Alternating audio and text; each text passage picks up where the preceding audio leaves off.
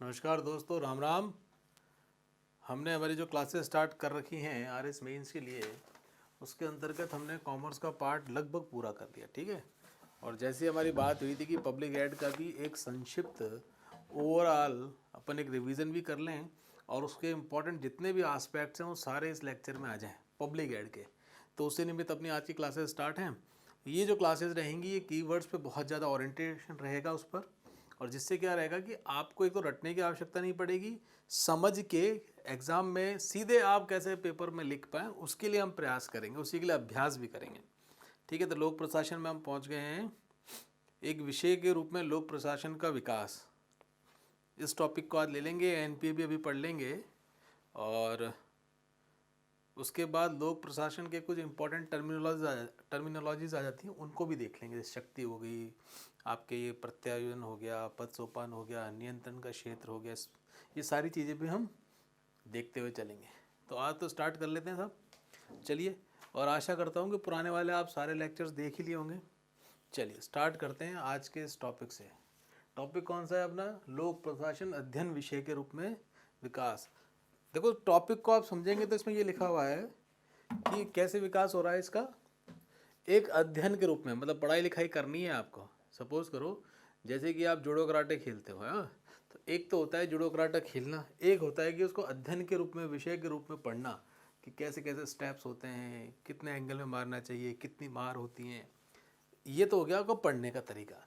तो लोक प्रशासन तो क्या था, अब एक अध्ययन के रूप में, एक सब्जेक्ट के रूप में, मतलब एक किताब के रूप में आपको पढ़ने के लिए कब से क्या मिला, उसका कैसे विकास क्रम चला, ये हमें देखना है। क्लियर?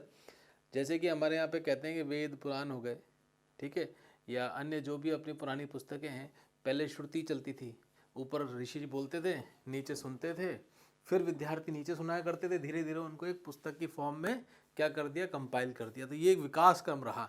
तो हम क्या समझेंगे, लोक प्रशासन के विषय का, जो लोक प्रशासन है उसे अध्ययन के रूप में किस प्रकार से, किस क्रम में स्वीकार किया गया, उसकी एक श्रृंखला हम देख लेते हैं। क्लियर? तो देखो, पहली बात तो क्या है, लोक प्रशासन के दो रूप हैं, जैसे अभी मैंने आपसे बात किया।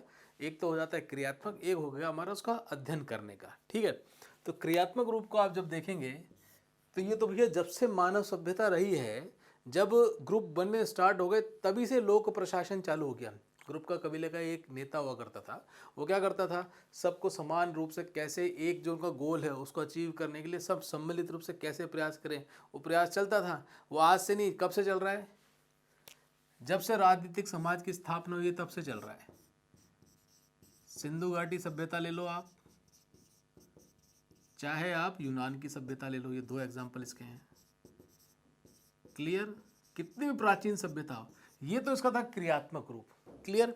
दूसरा हम देखेंगे विषय के रूप में इसका डेवलपमेंट देखेंगे। विषय के रूप में यदि हम डेवलपमेंट देखें तो हमें कुछ दार्शनिकों के नाम लेने पड़ेंगे जिन्होंने इसके प्रति बड़ा काम किया है। अब प्रमुख दार्शनिकों के नाम में सबसे पहला नाम आता है अपना कौटिल्य का। कौटिल्य ने कौन सी बुक लिखी थी साहब? अर्थशास्त्र लिखी थी।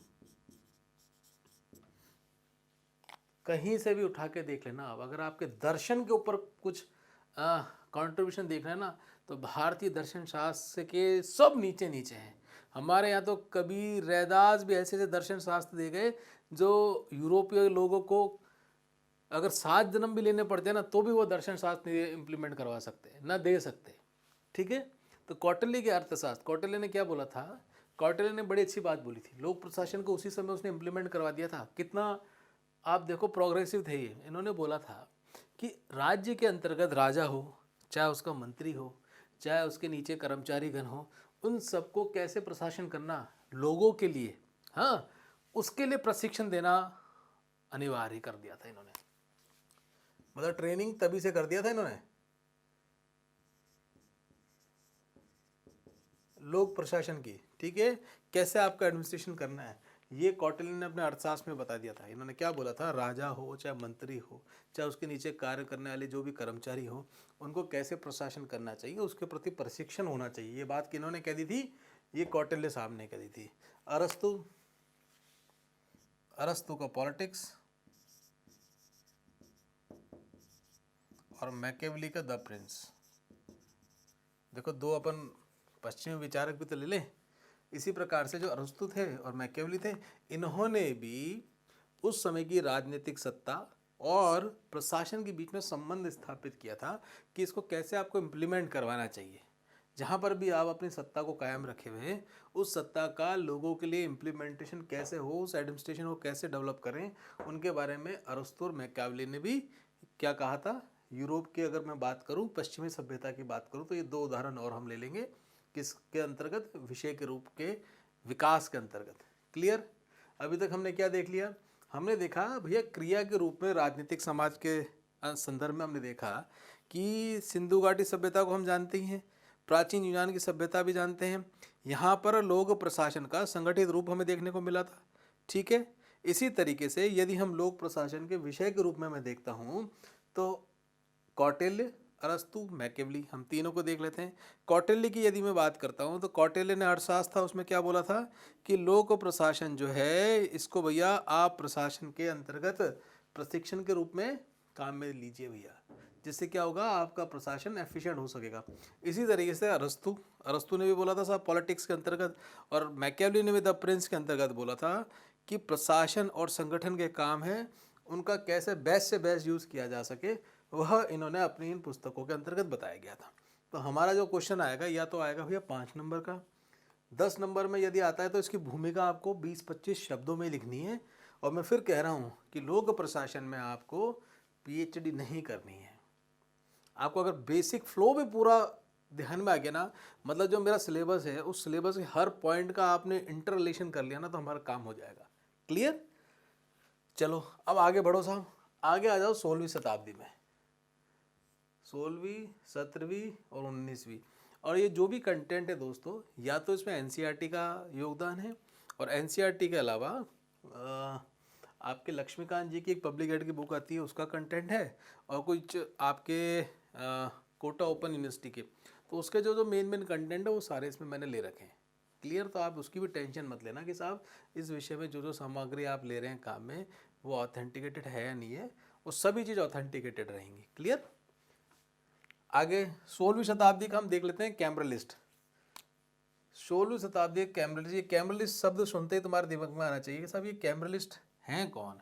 देखो दोस्तों, ये बेसिकली थे पढ़े लिखे लोगों का समूह। उनमें से कौन थे, ऑस्ट्रेलियन और जर्मनी, इनके क्या थे साहब, ये प्रोफेसर थे। इनका क्या था, ये समूह था। क्या, इनका समूह था। ऑस्ट्रेलिया और जर्मनी के जो प्रोफेसर्स थे उनका क्या था, ये समूह था। ठीक है। और ये आपके कैम्ब्रिल विज्ञान करके, जैसे अपने यहाँ यूनिवर्सिटीज़ होती है ना, ऐसे वहाँ कैम्ब्रिल विज्ञान के अंतर्गत ये सारे थे। और इनके ग्रुप को क्या बोलते थे, कैम्ब्रिज ग्रुप बोलते थे। और ये कहाँ के थे सब, ऑस्ट्रेलिया और जर्मनी के रहने वाले थे। वहाँ के प्रोफेसर और वहाँ के प्रशासकों का एक समूह था, मतलब क्लब था, जो किस पर बात किया करते थे, वो बात किया करते थे लोक प्रशासन के ऊपर। क्लियर। यहाँ तक क्लियर। और यहीं से इन्होंने लोक प्रशासन के संकल्प, मतलब उनको ऑर्गेनाइज करना, लोक प्रशासन के विषय के रूप में संकल्पना का विकास किया, और लोक प्रशासन का अध्ययन के रूप में कैसे आप पुस्तकों में यूज में ले सकते हैं, यहाँ पर इनकी चर्चा चालू हो गई थी। किस ग्रुप के अंतर्गत, कैम्ब्रलिस्ट ग्रुप के अंतर्गत। 17वीं शताब्दी के अंतर्गत फिर एक मेन नाम आता है एलेक्स हैमिल्टन का, जो फेडरलिस्ट था। ठीक है। क्या था, फेडरलिस्ट। इसका बेसिकली फेडरलिस्ट में इसने क्या किया था, अगर आपसे 2 नंबर में आ जाए फेडरलिस्ट क्या है, तो फेडरलिस्ट बेसिकली एक तरीके से डिक्शनरी थी। जो प्रशासनिक शब्द वाली होती हैं उनकी फेडरलिस्ट एक डिक्शनरी बोल सकते हैं, उसको विश्वकोश बोला करते थे, प्रशासनिक विश्वकोश।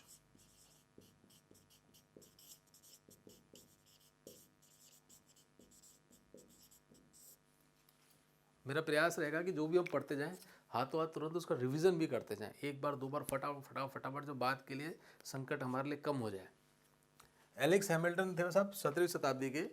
इन्होंने क्या किया, फेडरलिस्ट बेसिकली एक विश्वकोश था। ठीक है। इस विश्वकोश के अंतर्गत इन्होंने लोक प्रशासन की परिभाषा और एक विशेष क्षेत्र की विस्तृत व्याख्या इन्होंने प्रस्तुत करी थी। ये जो डेफिनेशन है, इन्होंने डेफिनेशन दी और बोला कि साहब एक विषय के रूप में भैया इसकी उपयोगिता बताने का इन्होंने प्रयास किया था। किसने, एलेक्स हैमिल्टन थे। क्लियर। अगला आ गया आपका 19वीं शताब्दी। इसमें फिर सब बड़ा एक प्रमुख नाम निकल के आता है फ्रांस का। फ्रांस में भी बहुत काम हुआ था। शक्ल वक्ल नहीं दिखे तो कोई लोड तो नहीं है ना दोस्तों? कोई लोड हो तो कमेंट में मुझे बता देना।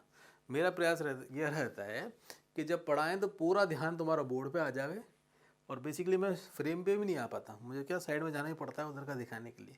क्लियर? हाँ, तो कहाँ थे साहब हम? फ्रांस पे थे 19वीं शताब्दी में। चार्ल्स जीन बेनिन करके थे साहब।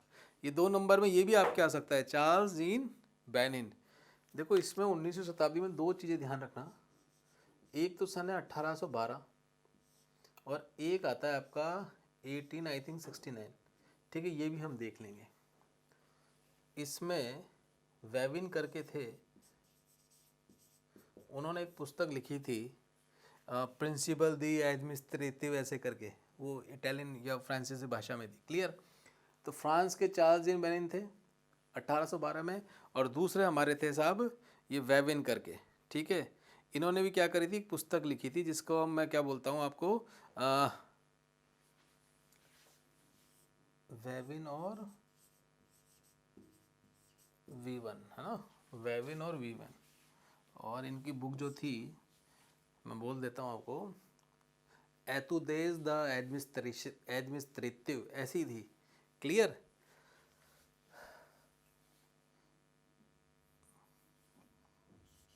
एटीन 1859 में था। ये 2 प्रमुख काम हुए थे 19वीं शताब्दी में, 1812 और 1859। 1812 में फ्रांस के चार्ल्स बीन बेनिन, इनका एक प्रमुख योगदान रहा था। इनने क्या किया था साहब, एक पुस्तक लिखी थी principle the administrative public, principle the administrative public. France में थी ना ये, प्रिंसिपली एडमिनिस्ट्रेटिव दी पब्लिक ऐसे करके ही है। क्लियर? द को डी से प्रोनाउंस करते हो लिखते हैं। तो प्रिंसिपली एडमिनिस्ट्रेशन दी पब्लिक, ये पुस्तक किसने लिखी थी? चार्ल्स जीन बेनिन ने लिखी थी। क्लियर? कब लिखी थी? फ्रांस में 19वीं शताब्दी के अंतर्गत 1812 में इन्होंने पुस्तक लिखी थी। क्लियर? और इस पुस्तक के बाद दूसरा नाम आता है विवेन का या वेविन का। क्लियर? इन्होंने एक पुस्तक लिखी थी एतुदेस एडमिनिस्ट्रेटिव्स। ठीक है,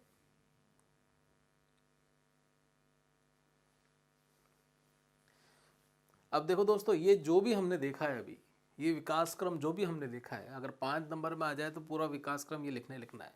इस 5 नंबर के विकास क्रम में हमें लास्ट में एक चीज़ और लिखनी है, मेंशन करनी है कि भैया ये सारे काम तो ठीक है जो हुए, लेकिन जो अध्ययन और अध्यापन के दृष्टिकोण से जो प्रमुख कार्य किसने किया था, वह देश था यूएसए।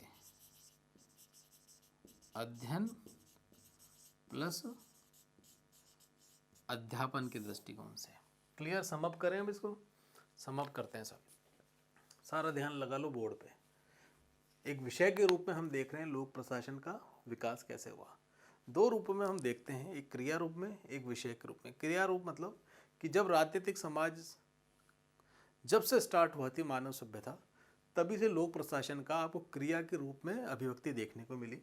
हम देखते हैं सिंधु घाटी सभ्यता, यूनान की सभ्यता, वहाँ पर एक ग्रुप था, ठीक, समूह था, जिसके माध्यम से वहाँ का प्रशासन चलाया जाता था। फिर आप आ जाइए विषय के रूप में। विषय के रूप में हम दार्शनिकों को लेकर चलते हैं। पहला कौटिल्य, अरस्तु, मैकियावेली। कौटिल्य के अर्थशास्त्र, उन्होंने प्रशिक्षण के बारे में बोला था अपने कर्मचारियों को, और इन्हीं कौटिल्य ने इसके 3 पहलुओं पर भी विचार करने के लिए बोला था। एक, उन्होंने उस समय प्रिंसिपल के एडमिनिस्ट्रेशन के लिए बोला था, प्रशिक्षण के लिए बोला था, और उन्होंने बोला था कि कैसे आप कार्मिकों का प्रबंध करेंगे, ये इन्होंने कौटिल्य साहब ने बोला था। अरस्तु और मैकियावेली, अरस्तु की पॉलिटिक्स, मैकियावेली का द प्रिंस। अरस्तु और मैकियावेली ने लोक प्रशासन का वर्तमान, उनके तत्कालीन राजनीतिक परिस्थितियों में संबंध स्थापित करने की अपनी पुस्तकों में बात करी है। उसके बाद आप आ जाइए 16वीं, 17वीं, 19वीं शताब्दी। 16वीं शताब्दी में कैम्ब्रिज ग्रुप था, जो मूलतः ऑस्ट्रेलिया और जर्मनी के प्रोफेसर और प्रशासकों का समूह था। यह कैम्ब्रिज विज्ञान, जो वहाँ की आप एक तरह से अध्यापन करवाने वाली संस्था थी, उसके अंतर्गत कार्यरत थे, और इन्होंने वहाँ पर विश्लेषणात्मक तौर पर लोक प्रशासन विषय का व्यापक रूप से अध्ययन और चर्चा करी थी। क्लियर? 17वीं शताब्दी में हम जब आ जाते हैं तो एलेक्स हैमिल्टन थे। ये सब एलेक्स हैमिल्टन फेडरलिस्ट करके इन्होंने क्या किया था साहब, एक विश्व कोश प्रकाशित हुआ था और उसमें इन्होंने लोक प्रशासन की परिभाषा और उसके विषय के बारे में विस्तृत व्याख्या प्रस्तुत करी थी। फिर आ जाओ साहब 19वीं शताब्दी में फ्रांस के चार्ल्स जीन बेनिन और 1812 में इनकी जो पुस्तक थी principle the administration, principle the administration. 59 में विवेन या वेविन इन्होंने एदुतेज एडमिनिस्ट्रेटिव करके पुस्तक लिखी थी 1859 करके, ध्यान रखना, वो 69 नहीं 1859 है कंफर्म।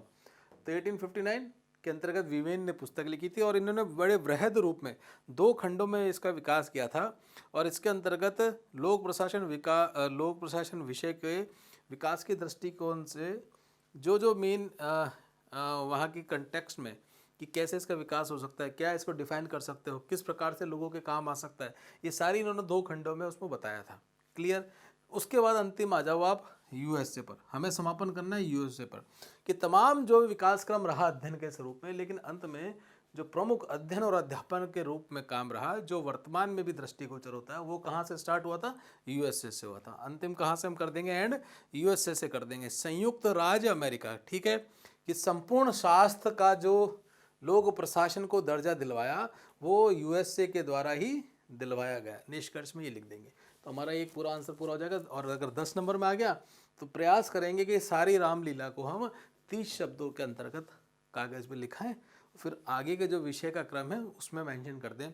और मेरा कहना तो ये 30 शब्दों में भी नहीं, 20 शब्दों में भी लपेट दो आप तो, ठीक है। विषय के रूप में चालू करो, कौटिल्य, इन तीनों का नाम लिखो, 1 2 3 4 5 6 7 8 9 10, मोटे मोटे 11 शब्द इनके हो गए।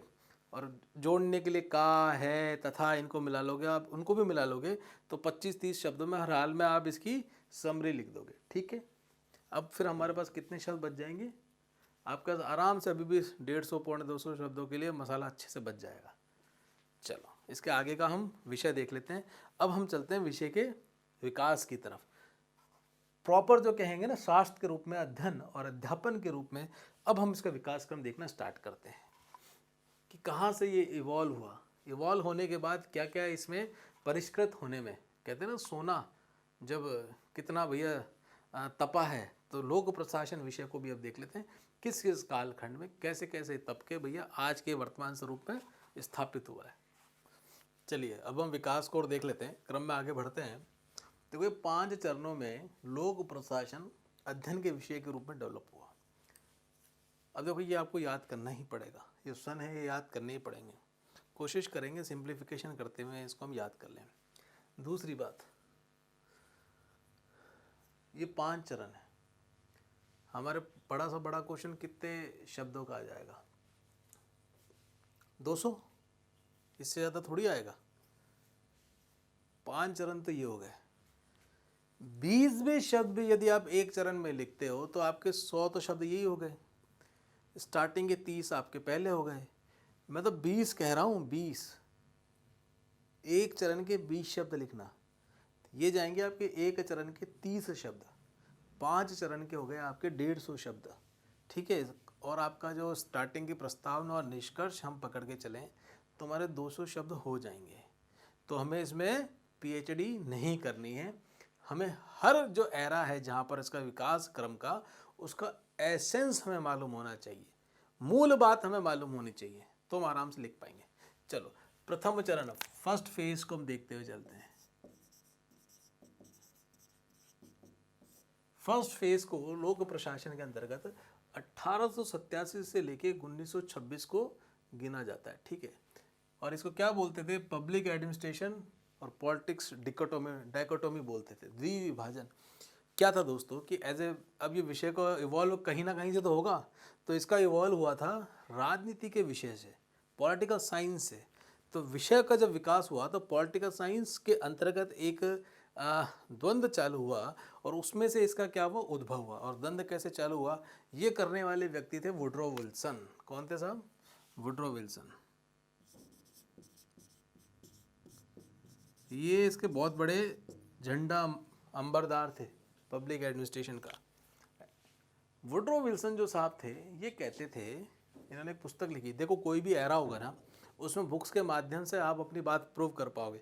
आज आके मैं किसी विषय के बारे में केवल मौखिक रूप से कितना ही चिल्लाता रहूँ, कितने ही आंदोलन कर लूँ, एज ए सब्जेक्ट के रूप में मैं उसको स्थापित नहीं कर सकता। उसको सब्जेक्ट के रूप में स्थापित करने के लिए मुझे उसके लिए रेफरेंस बुक्स वगैरह को इतना कुछ लिखनी पड़ेंगी, जो काम करेगी नींव का। उसी तरीके से नींव का इस काल में काम किया था द स्टडी ऑफ एडमिनिस्ट्रेशन नामक बुक का, जो वुड्रो विल्सन ने लिखी थी।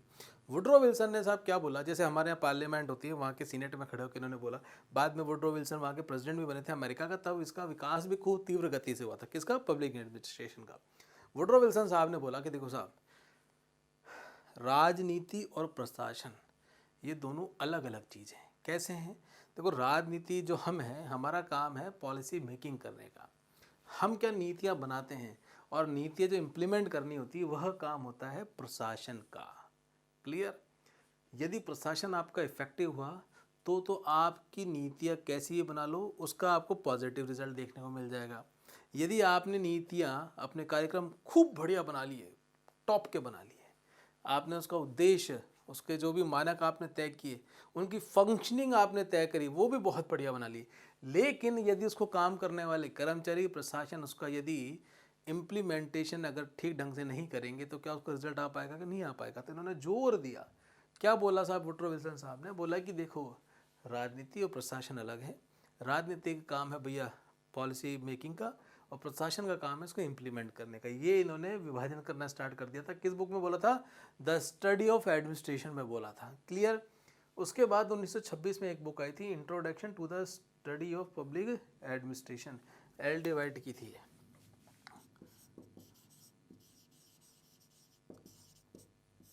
क्लियर? इन्होंने इस बात को और स्पष्ट कर दिया कि भैया प्रशासन को आपको क्यों काम में लेना चाहिए, कैसे काम में लेना चाहिए, और उसमें पब्लिक एडमिनिस्ट्रेशन को इन्होंने जोड़ा। यहाँ पर तो इन्होंने वुड्रो विल्सन साहब ने केवल एडमिनिस्ट्रेशन को बताया था, लेकिन एल.डी. वाइट साहब ने किसको बताया? एल.डी. वाइट ने बताया पब्लिक, और जोड़ दिया उन्होंने। क्या? पब्लिक और जोड़ दिया। क्लियर? और देखो, जैसी पब्लिक जुड़ गया ना, तो यही वो पहली पुस्तक है, पहली पाठ्य पुस्तक आ गई हमारी किसकी? लोक प्रशासन की। यदि आपसे कोई पूछे लोक प्रशासन की पहली पाठ्य पुस्तक कौन सी है, तो पहली पाठ्य पुस्तक यही है, introduction to the study of public administration written by L D. White. पहली पाठ्य पुस्तक। और इसमें इन्होंने बताया भी था कि जो प्रशासन है वो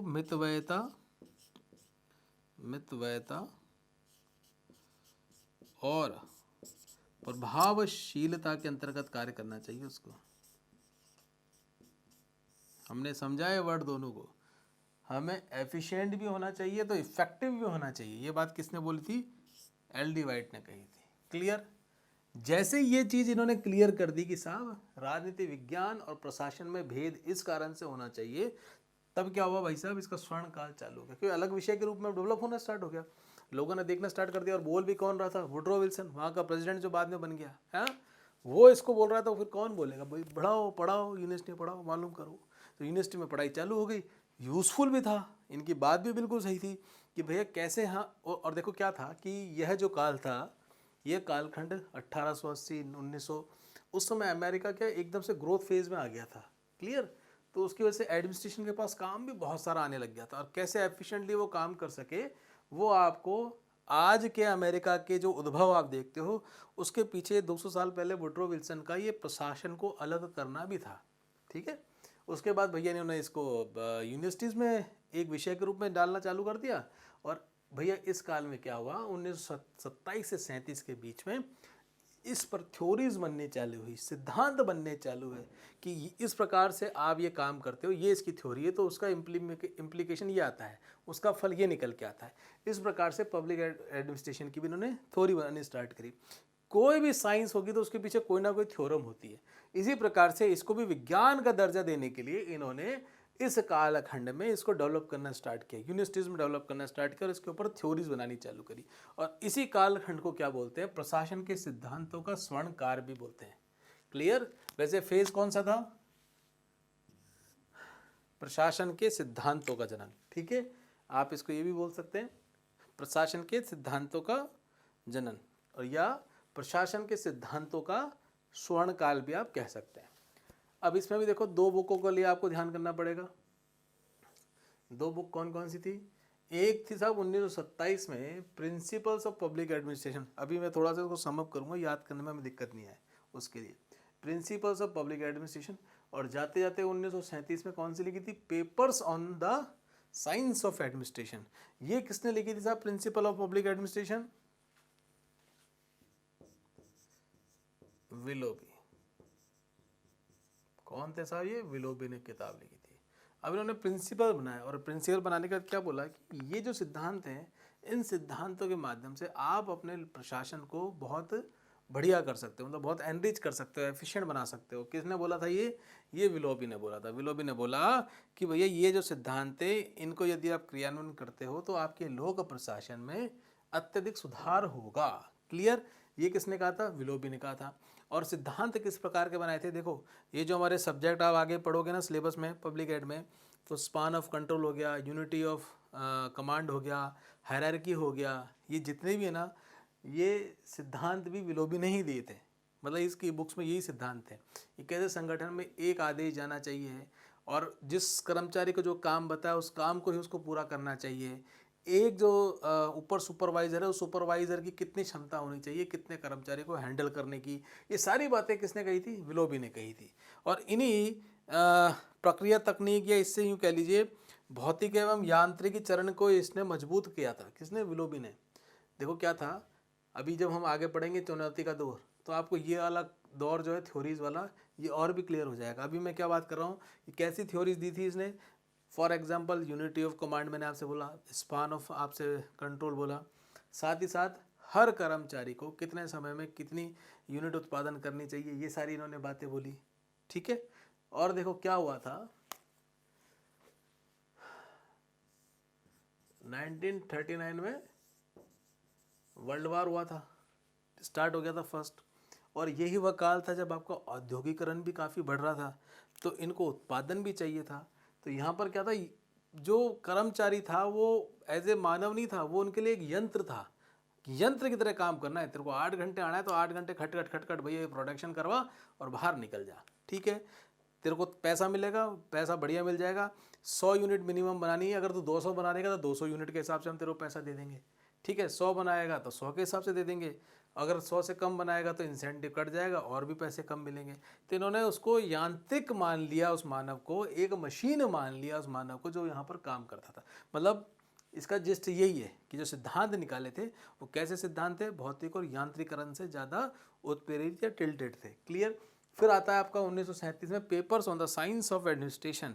ये किसने लिखा था? ये साहब अपना गुलिक एंड उर्विक।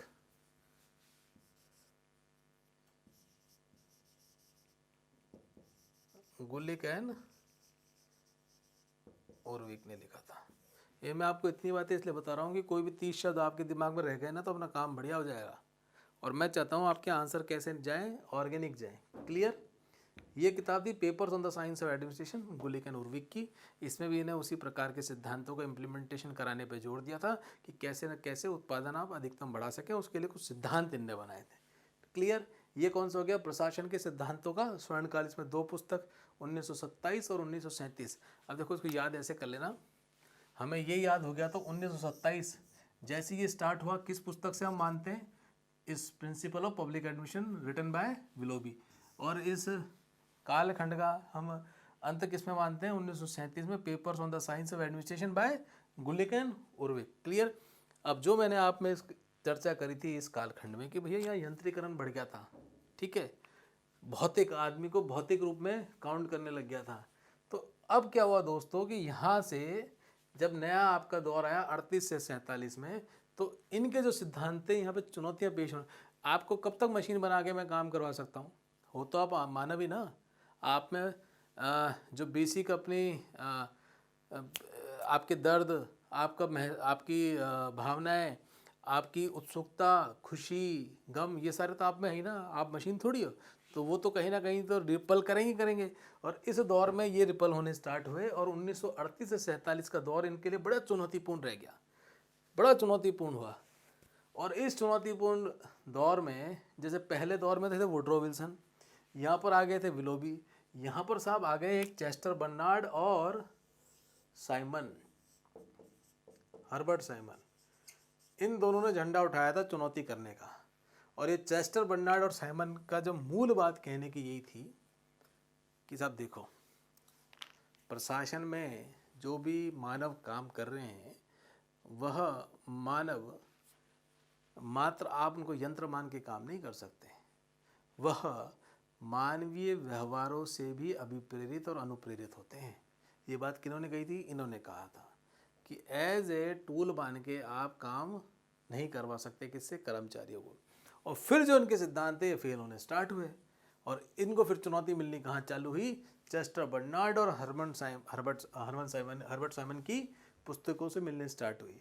और चेस्टर बर्नार्ड की 36 में एक पुस्तक आई थी, फंक्शन ऑफ एग्जीक्यूटिव। आज वो नाम भी पढ़ो, फंक्शन ऑफ एग्जीक्यूटिव, प्रबंधकों का क्या फंक्शन है। उसके बाद उसने बोला ऑर्गेनाइजेशन एंड मैनेजमेंट, जो ऑर्गेनाइजेशन है, संगठन है, वो किस प्रकार का मैनेजमेंट होना चाहिए।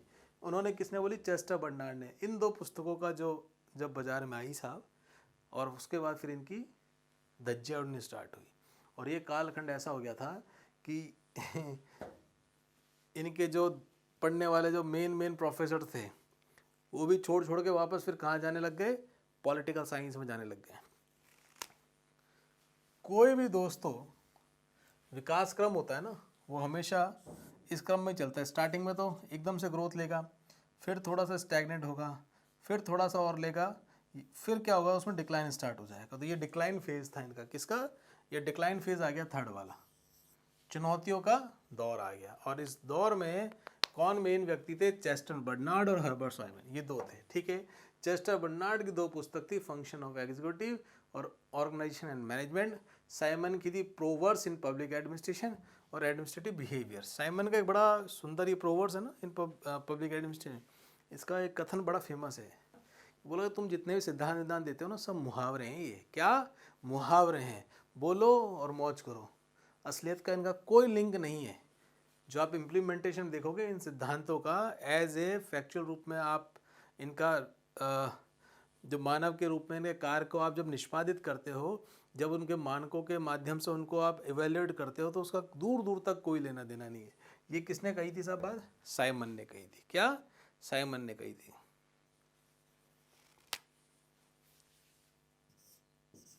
और ये यही कहते थे सिद्धांत में कि मानवीय संवेदनाओं से परे आप सिद्धांत, मानवीय संवेदनाओं से परे आप सिद्धांत बना ही नहीं सकते। ये इस दौर की बात की मूल बात थी। क्लियर? ठीक है।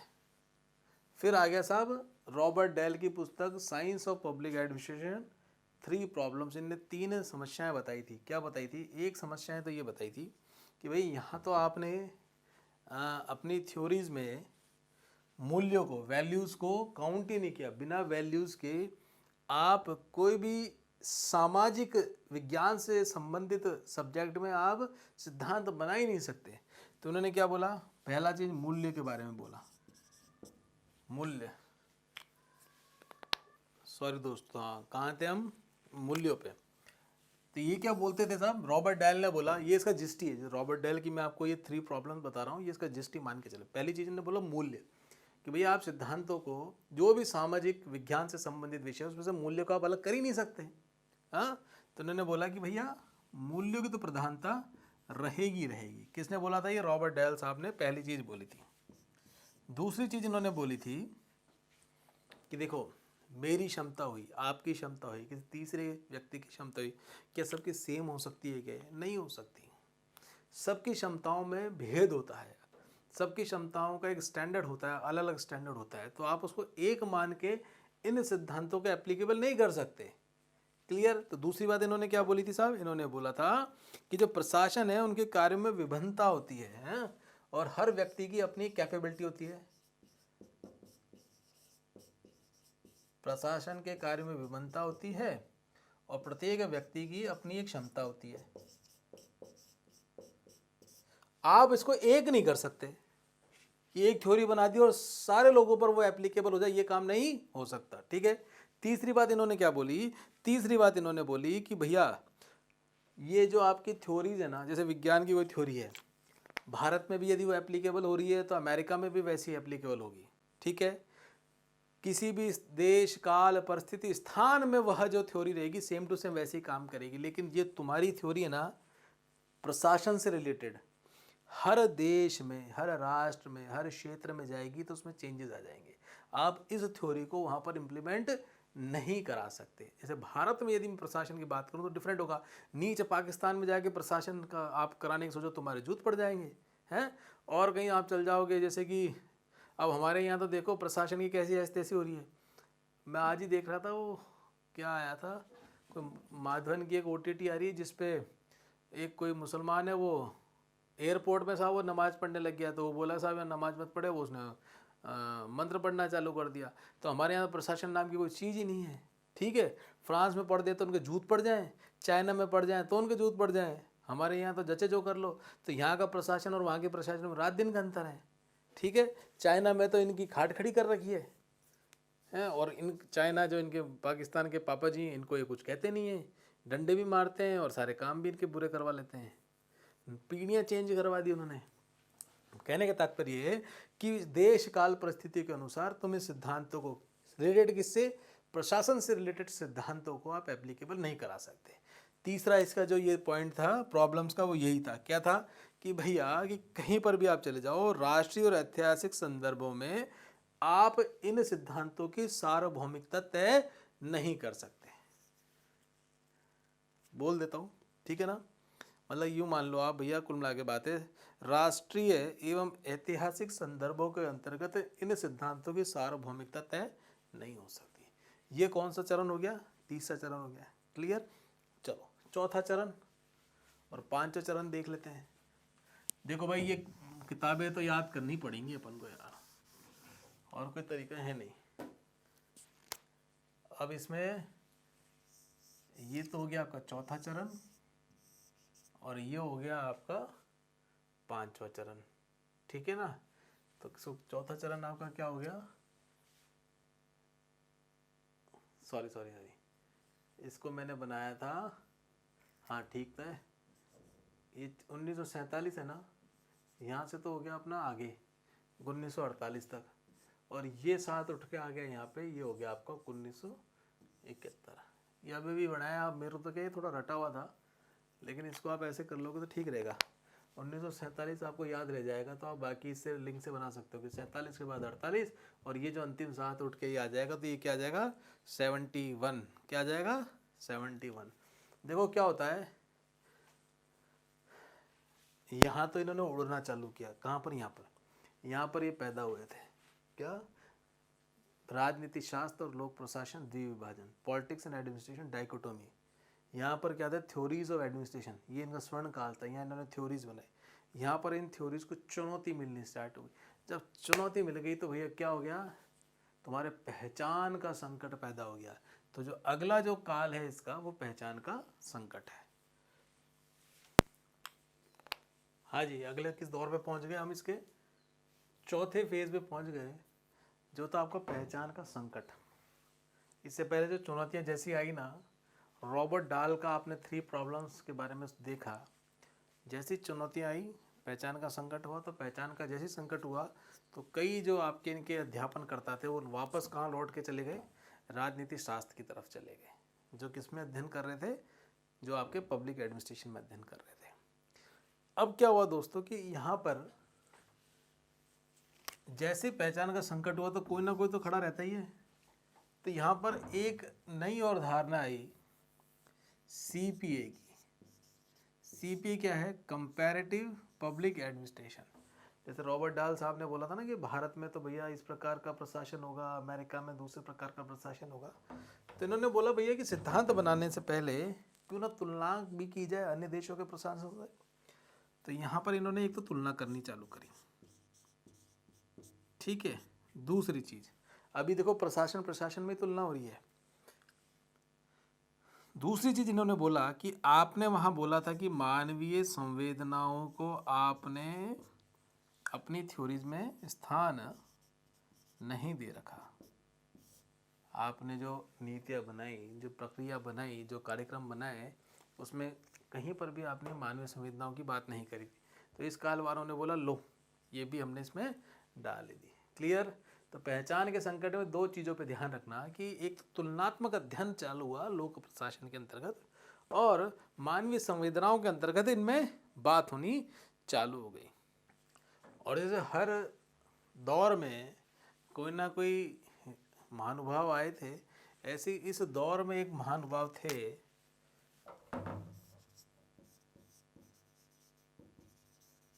Dwight Waldo. कौन थे साहब?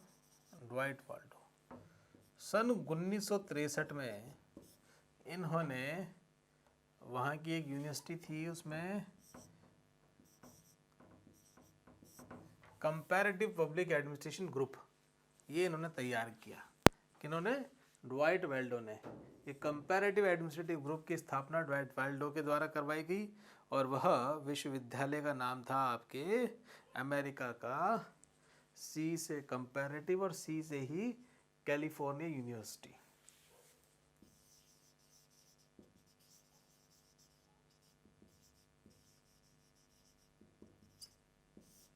ये कैलिफोर्निया यूनिवर्सिटी में कंपैरेटिव एडमिनिस्ट्रेटिव ग्रुप बनाया और इन्होंने उस पर काम करना चालू रखा। और यही वह दौर था जब इन्होंने एक तीसरी चीज़ और करी। बोले देखो प्रशासन है ना, उन्होंने विकास प्रशासन एक टर्म है वो हमारे सिलेबस पे भी, उसको भी हम देखेंगे। विकास प्रशासन और स्टार्ट किया। देखो एक तो विकास प्रशासन और प्रशासनिक विकास ये दोनों अलग अलग चीज़ है। ये क्या था? विकास प्रशासन डेवलपमेंट एडमिनिस्ट्रेशन, एक होता है प्रशासन का विकास, प्रशासनिक विकास। ये दोनों हमारे सिलेबस में है, उसको हम देखेंगे। तो ये किसकी बात कर रहे हैं? विकास प्रशासन। कैसा प्रशासन होना चाहिए? जो डेवलपमेंट को बढ़ावा देने वाला होना चाहिए।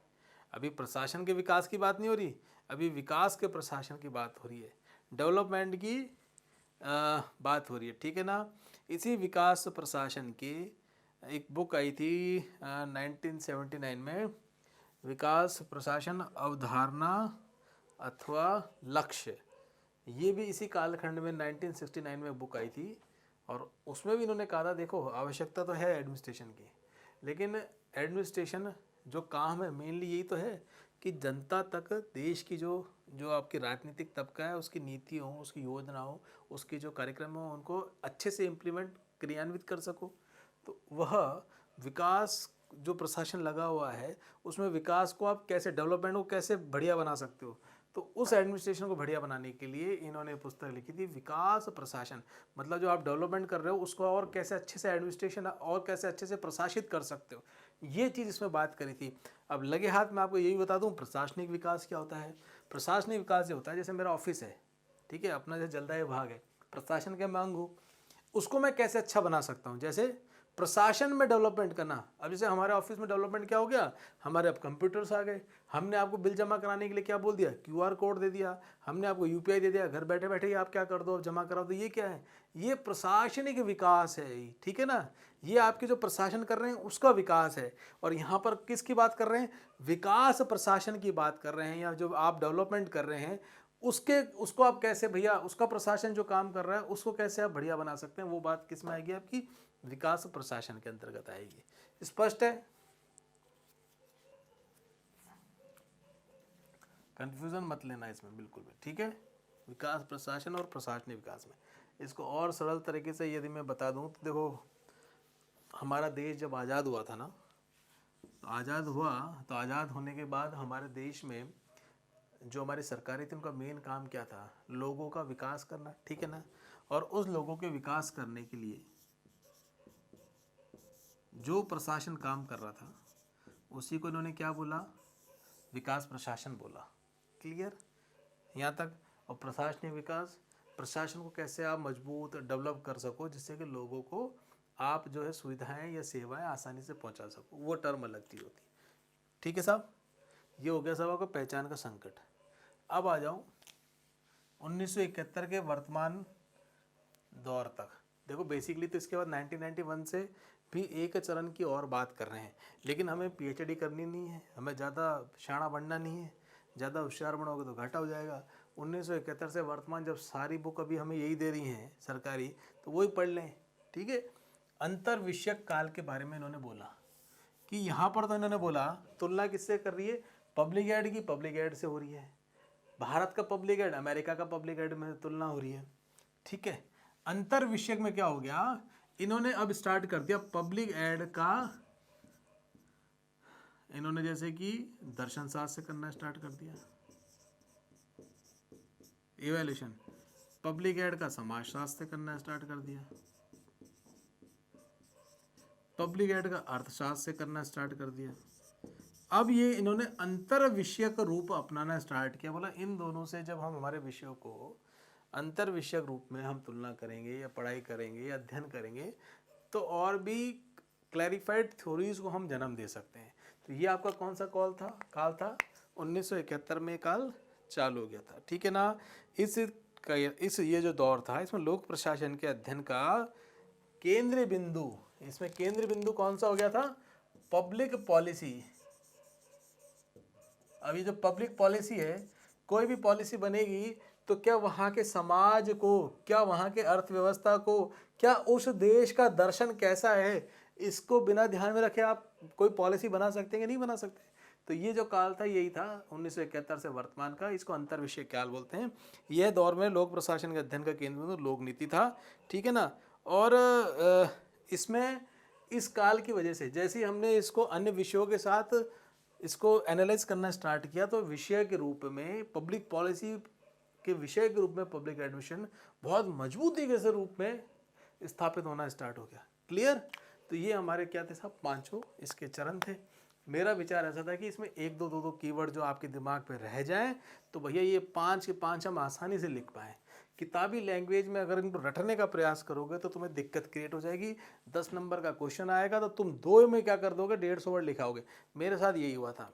आई थिंक 2013 में जब इसका पब्लिक एड का जो सिलेबस अपना नया ऐड हुआ था तो अच्छे से आता था, ज़्यादा ही आता था इन द सेंस कि भैया कि ये जो पार्ट था, कुछ पार्ट था, ये कंसाइज वे में लिखना था। मतलब माल मसाला तो खोपड़ी में खूब भर लिया था, लेकिन जब कागज़ में लिखने लगे तो आधा पन्ना तो भैया 2 चरणों में भर दिया हमने। चाहते तो एक चरण में 200 वर्ड लिख देते। तो क्या हुआ, ये दिक्कत आपके साथ ना हो तो ये जो 5 चरण हैं आपके, इन 5 चरण के हमें थोड़ी थोड़ी चीज़ें याद रह जाए और उसको हम कागज़ में लिखाएं, बस इतना ही चाहिए हमें। ठीक है, चलिए 5 चरण ये हो गए। नेक्स्ट की चीज़ को भी आगे लेते चलेंगे हम क्लासेस में। पहला तो ये था कि आज का ये विषय हम कंप्लीट कर लें। इसमें जो एक दो लाइन के कीवर्ड थे ना, उनको भी याद हमें रह गए हमारे दिमाग में, तो हमारा मान लो हमने किला जीत लिया। और पीएचडी आपको इसमें करनी नहीं है, करनी है तो आरपीएस से छोड़ के अपने आराम से यूनिवर्सिटी में तैयारी करो फिर सब्जेक्ट की, अगर आपको करनी है तो। चलिए बहुत बहुत धन्यवाद। और कोई समस्या हो ना तो आप कमेंट में भेज दिया करो, क्लियर, तो उसके बारे में मैं आपसे चर्चा कर लूँगा।